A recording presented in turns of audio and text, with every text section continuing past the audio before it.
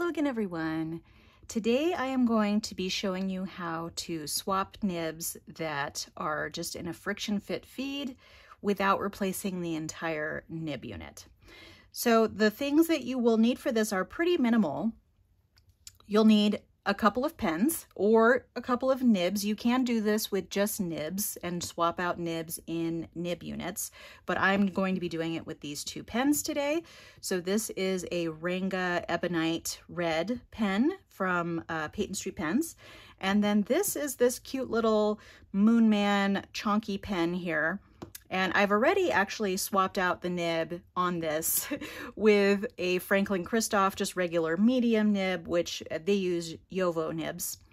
And then on this one, I have a custom grind that I find that I don't use a lot. So I kind of wanted to put it on this little pen because I actually find that I turn to this pen quite a bit for notes. And I'm going to see if this makes me use this nib a little bit more. I'll go into more about what this specialty nib is here shortly. So you'll need two pens or two nib units, and then you will need something to grip the nibs. And I am using what is called a Goulet grip, and these are super inexpensive from Goulet pens. I'll put a link down below to this. Basically, it's just a strip of rubber. If you have something that is like this, you know, like a little rubber gripper pad of some kind that you can cut a little piece out of, you really just need something that will grip onto the nib itself. So there's that. And then I would highly recommend a paper towel as well. So these pens are both inked up, and you can do this with the pens inked up or not. It's a little bit easier when they're not inked up because then you won't get ink everywhere. I am going to try not to get ink everywhere. Because I'm only swapping out the nibs and not the nib units, I'm just going to clean off the nibs themselves with this paper towel before I swap them out. But of course, if you have an empty pen that's fully cleaned out, you won't have to worry about cleaning off the nibs. So let me go ahead and start with this little guy. So basically, I'm just going to be pulling the nibs out of both of these pens and then swapping them. So, well, actually, before I do that, let me describe what this nib is on this Ranga pen. So this is a custom grind from Pen Realm. I've been showing a few of those custom grinds on my channel recently. So this is, what is this? This is a spear point with added little, they're notches, but I forget what the notches are called. I'm going to put a link to Pen Realm. There's a full detail of what all of these different elements of the specialty nibs are. The little notches is an add-on. Basically, spear point is a really thin line on this side, and then you get a fatter nib when you're writing in or a fatter line when you're writing in reverse. The notches do make it a little bit hard to do reverse writing, and he actually discloses that on the website. But you can still do it. You just need to apply a little bit more pressure. Part of why it's harder is because these notches give this nib a little bit of flex. So, you know, proceed with caution in putting those little notches on a grind like this. He doesn't recommend doing it for reversible grinds, but I got this on there before he had that warning, actually, but it works fine. Okay, so I'm gonna actually remove this nib first. So because this is a dropper fill pen, I'm not going to open it or remove anything before I take this nib off. This can get a little bit messy, so I'm going to do it over this paper towel. I'm going to put the cap off to the side here. So basically, this is generally with what I do with pretty much all the nibs. This is the procedure I follow. I will give you a quick warning though. This normal way that I do it is perfectly fine if you have a fairly strong feed. Like this one, this feed is fairly robust. The little fins are not likely to break off and that sort of thing. My echo is giving me some sort of notice there. Probably telling me to order more cookies or something like that. So this one's pretty robust, so I'm not worried about gripping it like this, like top and bottom. But for feeds like, say, TWSBI feeds, what I would do is I would grip like this side to side and grip it really low to the bottom here so that I'm not pushing the tines together. But it's a little harder to do it that way. So I prefer to do it just top and bottom. And like I said, if your feed is fairly robust, you know, I would say just like put your nail up against the little fins here. If they seem pretty flimsy, I would grip down at the bottom, side to side. Make sure you're only gripping down at the bottom and pull. So, but with this, I'm going to grip top and bottom, and then I'm going to pull. And there you go, it came right out. So they vary. Sometimes it's a little harder to get out than that.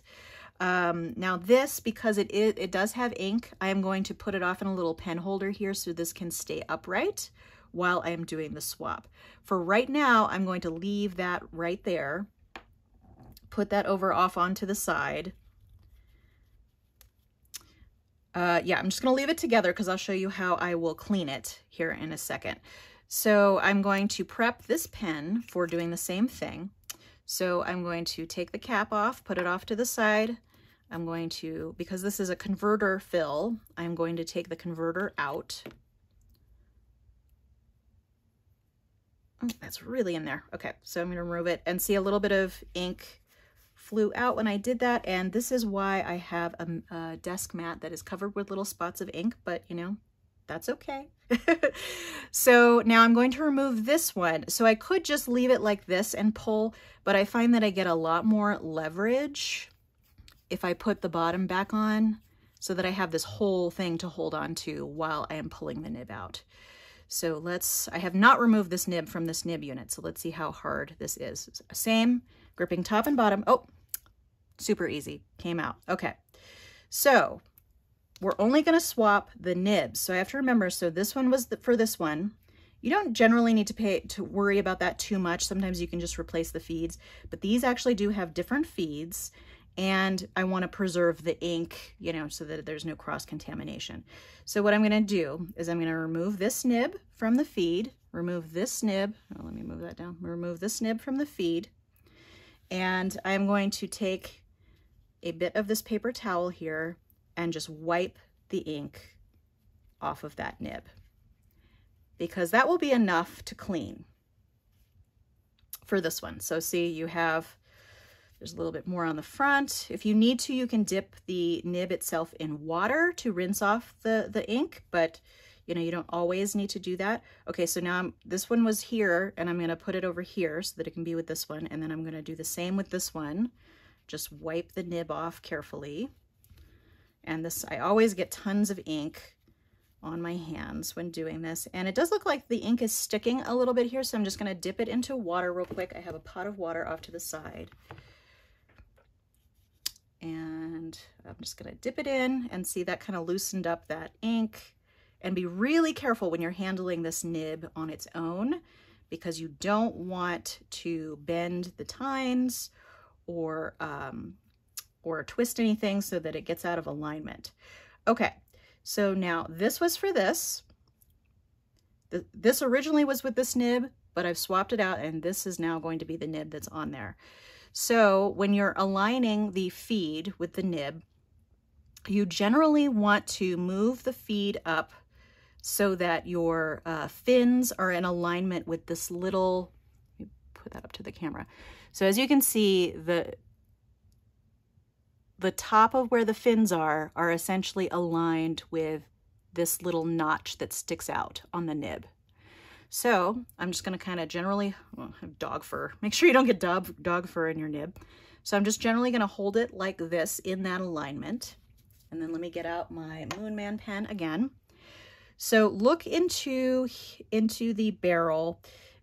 For this one, because of its, there's a little flat part here. So you wanna make sure that you are aligning. Actually, let me take my glasses off so I can see that a little bit better. So you're looking for that little notch to put it in. And I believe that this is it right here. And then opposite the notch, usually there is a little area that's notched out for where the nib will go. It's not always obvious. And this is a little bit hard to see actually, because things are kind of in there. So what I'm gonna do, put it in that alignment, and I think that's the right alignment, and then just push Oh, and you see the feed actually slipped a little bit. So that happens sometimes. If that happens, you might want to pull it out again and then realign. But I think this is pretty good. So the fins are still in alignment with that little bit of the nib there. And so I think we are good to go with that one. So I'm going to put the cap on this one. Oh, and I think I've mentioned this before, but if you are swapping out a nib that is taller, that's going to sit taller in the taller from here to here in your pen, you really want to make sure that the cap is going to be able to go over it. So here I can see by putting it this way that this is not going to butt up against the cap. So we're okay. But if you don't do that and the nib sticks out too much on the top, see, it's perfectly fine. You have a chance of smushing your nib the top of your nib when you're putting the cap on. I have done that before and it is a risk. So sometimes that'll happen if your nib isn't far enough in. So sometimes if you push it in and the feed went down below the nib, just pull it back out, realign it, and then try to hold it maybe a little bit tighter when you're pushing it in so that the nib and feed are in that alignment that I showed you at the beginning. So I'm actually going to turn this upside down so that this can fill with ink in the new nib. It shouldn't be too much of a problem. I'm just going to prop it up here on the side of my desk. Okay, so let's do this one. And for this one, I am just going to do the same alignment. And as you can see, this one's a little bit easier to tell. So the fins, where the fins start, I'm aligning it with where this little bump is on the nib. So again, I'm going to hold it fairly firmly. And then again, here, this is a little more obvious to see where the flat part is. The flat part is right here, and there is a slight notch here for the nib on the top. It's going to be a little bit hard for you to see, but that's what you're going to want to look for. So I'm going to put it in that alignment with the flat part of this feed lined up with the flat part here, and then push down, and then I'm going to push down a little bit more. And I think that is pretty much it. Sometimes I'll push a little bit from the top. Just be really careful when you do that not to squeeze it so that you squeeze the actual nib itself. Okay, so I think we're good there too. I'm going to unscrew this to put the converter back on. I'd gotten so many questions about this particular process that I decided to go ahead and do a video. So hopefully this is helpful to you. And okay, for this one again, I'm going to put the cap on, and I'm going to put this one upside down as well so that the ink can flow into the nib. The feed is already probably saturated with ink on both of these, so I don't think it's going to take too long for that to go into the nib. So this is the result of this process. You could wear gloves, I guess, but I would find it kind of hard to do that because the little bits of rubber on the glove might get stuck in the nib, and I don't wear gloves, but that is something you could do, but you're probably going to get ink on your hands unless you're working with an uninked pair of pens and or nibs, so which would work as well. Okay, so I'm going to put that paper off to the side. We don't need this anymore because we've already used it. Because there was ink in the pen, I like to kind of wipe it off on the paper towel just a little bit in case there's some residual ink on there. And then I just put it back in my little envelope.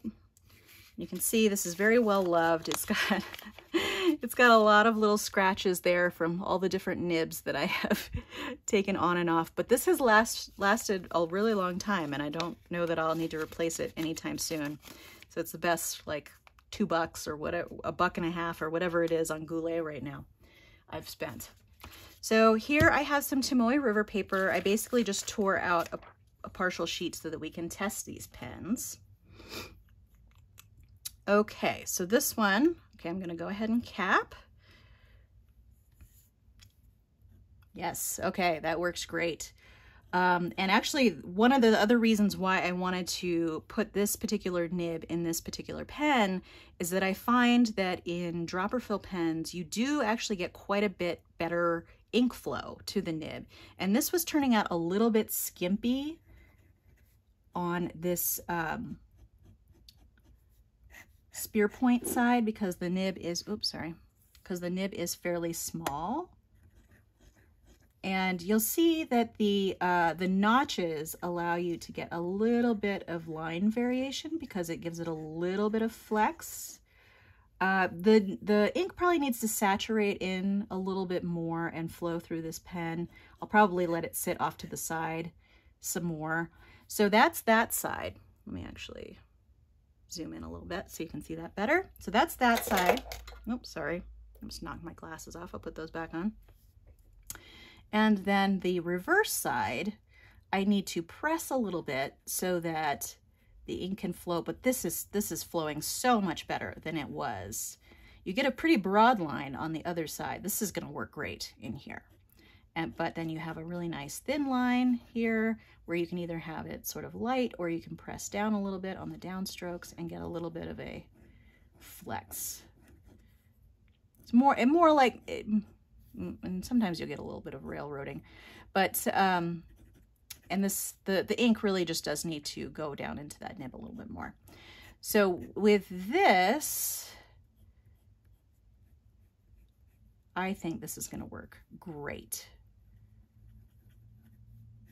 And it's actually pretty fat on the reverse, and that's actually writing much better than it was with just the converter because the ink is able to flow a little bit more generously with the dropper fill. So sometimes I like to match the color of my nibs with the hardware. A lot of times I'll end up with silver nibs on a gold hardware pen, and that, you know, that doesn't bother me that much, but if that is a concern, just make sure that you're putting the same color nib as your hardware on there. But this one is, it's going to be a good combo, I think. So I'm going to put that off to the side. There's that one. And then this one was just a regular medium nib. I probably should have tested these beforehand, for you, but it's okay. Let's see. Yep, the ink is flowing through here. And so this is just a regular medium nib now, and it works wonderful on here. The Franklin Christoph, they tune their nibs really, really well. Even though they're just regular old standard Jowo nibs, they work really, really well. I've never really had any issues with them, and I really like just sort of their off-the-shelf feel. So this one, I don't think you can really do, well, yeah, you can do reverse writing a little bit, but it runs dry. So this is really just a one-sided nib, but same side to side and forward and backward. Did I do side to side on the other one? I don't think I did on the sharp side. Let's see. Yeah, you actually get a little bit of a broader line down than you do, although you could do a very light touch and get about the same. It's still a little narrower side to side. But this is a really fun nib, and I'm really looking forward to playing with it in this particular pen. It's probably also really good for drawing. I haven't tried it for drawing, but I might. This has water-soluble ink in it. This is actually Pilot Iroshizuku Amairo that's in here, I think. And it's a beautiful blue, but it is water-soluble, so I wouldn't use that for anything permanent. Yeah, you can see some of the ink has come off on the inside of this pen. This particular pen has been a joy to write with. I really love the feel of it in my hand, and it's really comfortable to write with, I think. I've been really happy with it, and you know, it's like a $20 pen. Score. In fact, this nib is more expensive than the pen, so that happens sometimes, but you know, to a certain extent, it's all about the nib, right? All right. Well, I hope that was helpful. I'm going to zoom out a little bit. And like I said, I just was getting so many requests for showing how I swap out nibs, so I decided to go ahead and show that. Earlier in the week or last week, depending on when I post, I showed how to swap out nib units that just screw off. And you know, you just want to make sure that you're doing all of that with the screw off nibs, that you're doing that with the same brand like Jowo or Bach. Bock are kind of the two main brands of, or makers of nibs. So Bock is swappable with Bock with the screw housing. Jowo is compatible with Jowo with the screw housing. Sometimes they do glue in the housing for certain pens, so there you would have to do this method of the friction fit removal. All right, well, that's all I had for you today. If you have any questions, feel free to ask below. If you enjoyed this video, give it a like. Feel free to subscribe to keep track of future videos on my channel. And I hope to see you next time, but in the meantime, have a great day. Thanks so much. Bye.